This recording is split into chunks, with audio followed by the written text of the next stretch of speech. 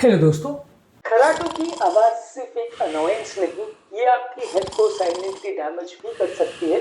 आपको ये समझने की जरूरत है कि ये जो खराटे की आवाज अक्सर आपको परेशान करती है, जो आपके हस्बैंड, आपके स्पाउस या आपके फैमिली मेंबर से आप अक्सर सुनते हैं, परेशान होते हैं, इरिटेट करते हैं, आपको ये समझने की जरूरत है कि ये सिर्फ एक न्यूसेंस या एक अनोयंस नहीं है, ये एक बीमारी का संकेत हो सकता है जिसे इग्नोर करना उस व्यक्ति की हेल्थ के लिए नुकसानदायक हो सकता है। आज हम समझने का प्रयास करेंगे कि ये खतरे की घंटी क्यों है और कौन कौन सी चीज़ों के लिए ये खतरे का इंडिकेटर है और स्नोरिंग की प्रॉब्लम क्यों एक सीरियस इशू है जिसे इग्नोर नहीं करना चाहिए। टॉपिक पर जाने से पहले जो लोग हमारे चैनल पर नए हैं उन्हें रिक्वेस्ट करूंगा कि चैनल को सब्सक्राइब करें। हमारे चैनल का पर्पज है लोगों को हेल्दी बनाना, हेल्थ एजुकेशन के द्वारा, और इस मिशन में आप हमारे सहभागी बन सकते हैं। चैनल को सब्सक्राइब करके, वीडियोस को लाइक करके और कंटेंट को लोगों के साथ शेयर करके। टॉपिक के दौरान कुछ इंटरेस्टिंग साइंटिफिक फैक्ट्स और स्टडीज, कुछ प्रैक्टिकल यूटिलिटी की बातें, इससे बचने के लिए क्या कर सकते हैं, हमारा फाइनल वर्डिक्ट इस मामले में क्या है, और स्टडीज के बारे में आपको बताऊंगा। ये सारी चीजें यदि आप देखना चाहते हैं तो वीडियो के एंड तक बने रहिएगा। चलिए शुरू करते हैं। क्या आपके परिवार में किसी व्यक्ति को खराटे की प्रॉब्लम है? क्या आपके परिवार में किसी ऐसे व्यक्ति को आपने देखा है जिसको दिन भर बैठे बैठे भी नींद आती चले जाती है? कमेंट सेक्शन में लिखकर हमें जरूर बताएं। ये जो खराटे की प्रॉब्लम है एक डेंजरस बीमारी जिसे स्लीप एपनिया बोलते हैं, उसका मार्कर हो सकता है। स्लीप एपनिया एक ऐसी बीमारी है जिसमें रात को सोते समय फैट की वजह से मोटे लोगों में जब खराटे आते हैं तो श्वास की नली एक तरह से बंद हो जाती है, श्वास की नली चोक हो जाती है, जिसकी वजह से कुछ सेकंड्स के लिए व्यक्ति का श्वास लेना पूरी तरह से बंद हो जाता है, उसकी श्वास की नलियां बंद हो जाती है, ऑक्सीजन सैचुरेशन ड्रॉप हो जाता है और व्यक्ति की कंडीशन बिगड़ जाती है। ये स्लीप एपनिया की बीमारी बहुत सारी दूसरी बीमारियों को भी लेके आता है, जिसमें हार्ट अटैक, लकवा, हार्ट फेलियर, बहुत सारी और प्रॉब्लम्स आती है। तो स्लीप एपनिया का मार्कर हो सकता है खराटे की प्रॉब्लम। इसलिए खराटे को प्रॉब्लम को सिर्फ एक आवाज़ या एक न्यूसेंस मान के, एक अनोयंस मान के इग्नोर नहीं करना चाहिए। बहुत सारी बीमारियां खासकर स्लीप एपनिया से रिलेटेड हो सकती है। इसके अलावा जब व्यक्ति रात को बार बार प्रॉपर नहीं सो पाता है तो उसका ब्रेन का ऑक्सीजन कॉम्प्रोमाइज होता है, जिसकी वजह से दिन भर में उसको बार बार नींद आती है, वो कॉन्सेंट्रेट नहीं कर पाता, उसकी मेमोरी के प्रॉब्लम्स होते हैं, उसका ड्राइविंग करते समय या कुछ भी काम करते समय रिएक्शन टाइम बढ़ जाता है, यानी कुछ भी करने की जो स्पीड है, कैपेसिटी है, वो कॉम्प्रोमाइज हो जाती है। इसके अलावा स्लीप एपनिया बॉडी में इंसुलिन रेजिस्टेंस बढ़ाता है, जिससे डायबिटीज बढ़ जाता है, मोटापा बढ़ाने के लिए, और हमारे फीडिंग बिहेवियर को, हमारे जो फीडिंग के हार्मोन्स है उसको भी इफेक्ट करता है। तो यानी कि मोटापे से होने वाला स्लीप एपनिया और ज़्यादा मोटापे का या और ज़्यादा डायबिटीज जैसी बीमारियों का कारण बन सकता है।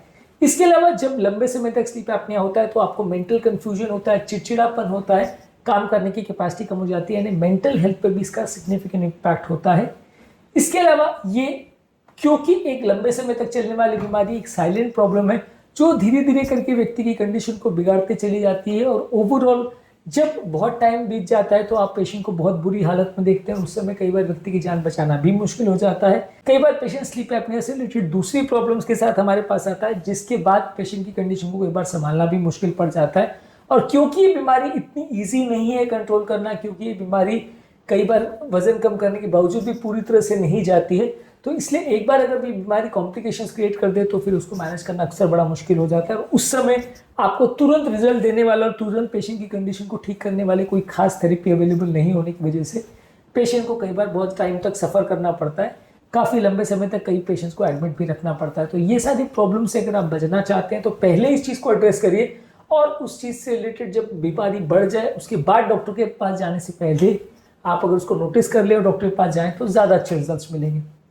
स्लीप एपनिया की वजह से लोगों का दिन के टाइम कॉन्सेंट्रेशन कॉम्प्रोमाइज हो जाता है, जिसकी वजह से रोड ट्रैफिक एक्सीडेंट और वर्क प्लेस के दौरान होने वाले एक्सीडेंट्स भी बढ़ जाते हैं।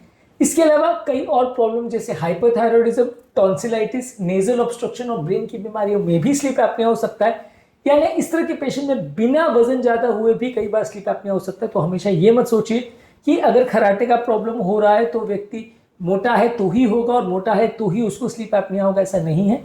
दुबले पतले लोग को जिनको थायराइड का, टॉन्सिल का, एडिनॉइड्स का, नेजल ऑब्स्ट्रक्शन का प्रॉब्लम हो तो वहाँ पे भी स्लीप एपनिया या इस तरह की प्रॉब्लम्स आ सकती है व्यक्ति के वजन नॉर्मल होने के बावजूद। American journal of respiratory care medicine ने 2011 में एक आर्टिकल पब्लिश हुआ था जहाँ पे बताया गया था कि स्लीप एपनिया या लंबे समय तक जिनको खराटे की प्रॉब्लम है उनका सिस्टोलिक और डायस्टोलिक ब्लड प्रेशर ज़्यादा बढ़ा हुआ देखने को मिलता है।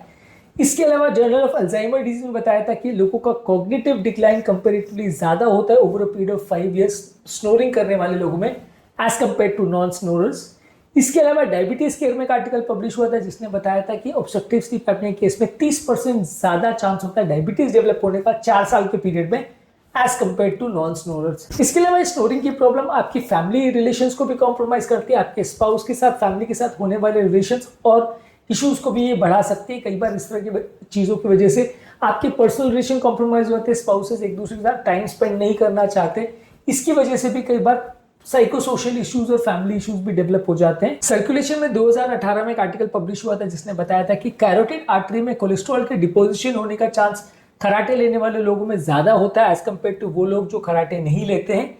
और ये चीज हमेशा समझ लीजिए कि ऐसा नहीं कि बहुत सीवियर है, बहुत ज्यादा खराटे लेने वाले लोग कोई प्रॉब्लम होती है, कई बार थोड़े खराटे या थोड़ा बहुत माइल्ड स्नोरिंग का प्रॉब्लम भी उनको भी तकलीफ आ सकती है। तो बेसिकली स्नोरिंग का प्रॉब्लम एक छोटी समस्या नहीं, एक बड़ी समस्या का मार्कर हो सकता है जो कि स्लीप एपनिया और उससे रिलेटेड कई बीमारियों के इंडिकेटर माना जा सकता है। इसलिए आपको इसके बारे में सावधानी रखनी है। स्लीप एपनिया के बारे में यदि आप जानना चाहते हैं या स्नोरिंग से बचने के टिप्स जानना चाहते हैं तो इसके लिए हमारे चैनल पर ऑलरेडी काफ़ी सारे वीडियोस हैं, उन्हें चेकआउट जरूर कर लीजिएगा।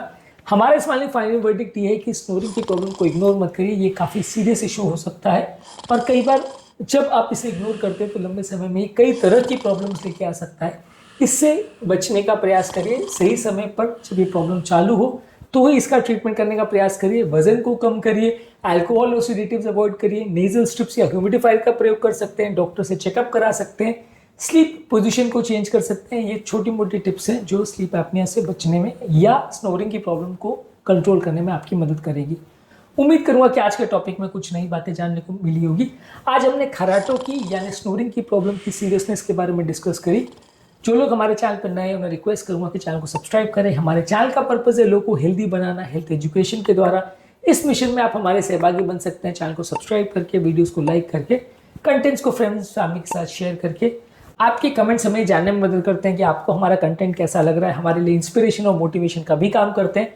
प्लस यदि आप हमारे सामने अपनी प्रॉब्लम्स रखते हैं तो हम उन्हें भी सॉल्व करने का प्रयास करते हैं। तो कमेंट्स जरूर करते रहेगा, आपके कमेंट्स का हमें इंतजार रहेगा। Thank you.